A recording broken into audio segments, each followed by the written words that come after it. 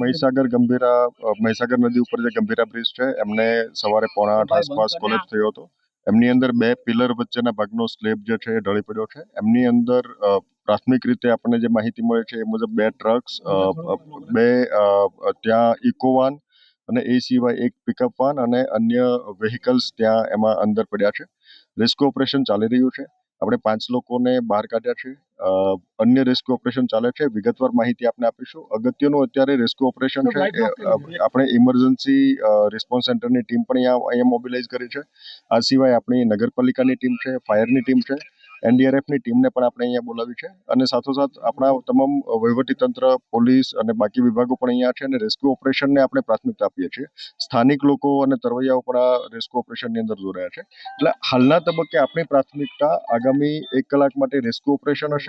આપનો જે મુદ્દો છે કે આ બ્રિજ શા માટે કોલેપ્સ થયો એમના વિગતવાર આપણે કારણોની આપણે જાણ પણ કરીશું, પણ હાલના તબક્કે અગત્યતા આપણી આ બ્રિજના જે રેસ્ક્યુ ઓપરેશન છે આપણે એમને બધાને બહાર કાઢીએ અને એમની લાઈફ લોસ આપણે મિનિમાઇઝ કરી શકીએ એ દિશાનો પ્રયત્ન આપણો છે.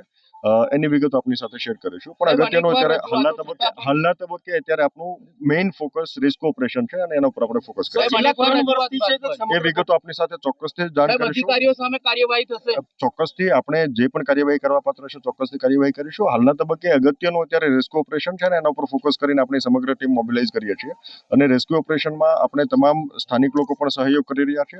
આપ તમામ આગળ પણ અપેક્ષા છે કે રેસ્ક્યુ ઓપરેશન ઉપર ફોકસ કરીને આપણે એના ઉપર આપણે એ દિશામાં સંયુક્ત સહિયારા પ્રયાસો કરીશું.